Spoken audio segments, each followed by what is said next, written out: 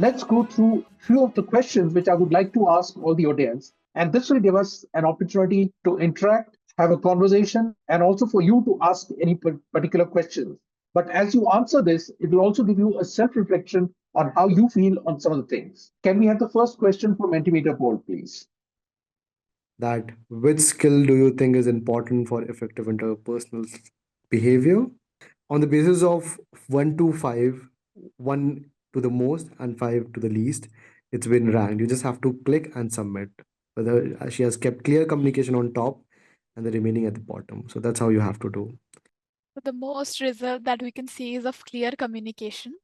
So everybody believes that Okay. the most important for effective interpersonal behavior is clear communication accompanied by active listening, empathy, patience, and then conflict resolution. Fantastic. Let's go through the questions and then we can probably talk about some of these findings. Can we have the next question? Surely, which has a question that how often do you reflect on your own emotions and actions? And we have daily, weekly, occasionally, rarely, or never. So daily is something that everybody is coming with. That's lovely. On your emotions and actions, they often reflect daily with the 75, 76% on daily. That's lovely. All right. Occasionally comes the second, then we come with weekly. So, sir, you can see Yeah. they daily reflect. So a lot of people do reflect daily on it, doing it occasionally and weekly. My request would be to all of them, to everybody would be, it's a great practice to start doing it on a daily basis. You don't have to spend a lot of time. It just takes a couple of minutes. What I do is when I hit the bed, when I'm going to go to sleep, when I close my eyes, I just take 2 minutes to reflect on my daily things, on what went well, where I could have done better, and what is that one thing which I'm going to improve for the next day. So I look at it from a perspective of how I can improve on a daily basis. And if you're doing that, then obviously that helps you with your intrapersonal as well as interpersonal behaviors. Again, it's a new platform, and the question is in front of your screen, individuals. How confident are you in managing your relationship with others? If you are not confident, then you know the emoji. If you are highly, extremely confident, then it's the emoji with the heart out loud. So, okay, the results are on your screen. And the people have done a smiley emoji that obviously gives a very casual response. See, they are managing their relationship with others and they're happy with it. That's lovely. 47% vote, 48% voted on it. 32% with a heart emoji. That's excellent. 2% with a sad emoji, 5% and 12%. Absolutely. 50% with a smile emoji. So means the audience over here are managing with the relationship with others and they are confident about it. And the people who are at 2%, 5%, and 12%, happy to, they can connect with me and we could talk further as to what we can do to make you shift towards smiling in the hearts. Thank you so much. So now for all the participants, feel free to drop your questions in the chat box.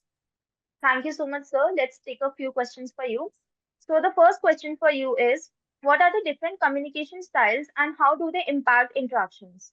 Well, we talked about different communication styles. They are verbal, non-verbal. They could be your body language, how you're talking to the other people. Communication is not just what you say to others, it also involves active listening. How you're listening to the other person, how you're acknowledging the other person. How do you understand the other person? It's all a part of the communication. An important thing is to have an open mind, to be non judgmental, and also when you're communicating to the other person, please try and understand where that person is coming from, what situation they are in, what is it that they are looking for. Please be brief and concise in your communication and very, very clear. Avoid using any jargon. Please be straightforward. All right, sir. Next, we have the question that what should one do if they feel undervalued and self-doubt due to someone's behavior they worked with? One lesson of life: never let anyone undervalue you. Believe in yourself. You cannot let anyone tell you who you are. You have to decide who you are and be that. Never leave any doubt in your mind. Be absolutely positive. Okay, sir. So the next question for you is how to understand and our emotions. You have to start labeling your emotions. You need to start writing down and find a pattern. You'll find out that there are certain situations, certain incidents which will trigger you. And whenever something happens to you in those situations, please try and label that emotion.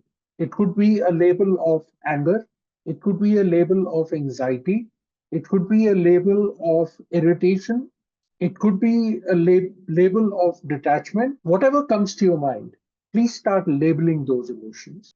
Understand those emotions. Once you are able to understand and find a pattern, you will be able to work around those things. All right, sir. Next question comes from Lavina. It's like the can being empathy towards others be overwhelming at times? And if yes, what can be the best solution for it? Please understand a difference between empathy and sympathy. Empathy is just understanding the other person's situation. It does not mean that you will agree with it, which means you don't have to sympathize. You're not obliged to provide sympathy to the person. You're just supposed to be empathetic, which means just understand without really having the burden to agree with that. Understanding is just enough. Okay, sir. So the next question for you is how can I overcome social anxiety and increase my confidence in social situations? Simple mantra to remove emotional social anxiety is focus on yourself. You are who you are. Stop competing with others. Stop looking at others. Start reflecting on your own self and see how you can be better on a day-to-day basis rather than competing with any and every person else. Compete with yourself, not with others. The moment you change your focus, you will be able to remove the social anxiety from you. We get into a social anxiety mode only because when we start comparing ourselves to others. So stop comparing yourself to others. You are who you are. Believe in yourself. All right, everyone. Thank you so much for your questions. And thank you so much, sir, for your answers. I hope they helped us a lot. And by the time you all are asking your questions, let's lighten things up with the word of cloud. Head to the Mentimeter link shared in the chat and type a single word that reflects your experience from today's session. You're welcome to share more than one word. Let's see the creativity flow as we create a beautiful word cloud together. Next, now, can we have the Menti cloud, please? That's an amazing cloud with 98 responses. All right, that's very amazing cloud that we can see over here, stating informative, amazing, insightful. Okay, the cloud is enhancing. All right, we have so many feedbacks from our lovely audience. Glad we all are grateful for everybody who's present there, who have given their feedbacks, informative, positivity, self-aware. Thank you so much, everyone, for your responses and making this cloud. I'm very thankful and grateful to all the participants. And thank you for your participation. Happy to stay connected. Please do reach out if you would like to interact or connect. So thank you so much, Mr. Vipin sir, for sharing your wisdom and experiences with us.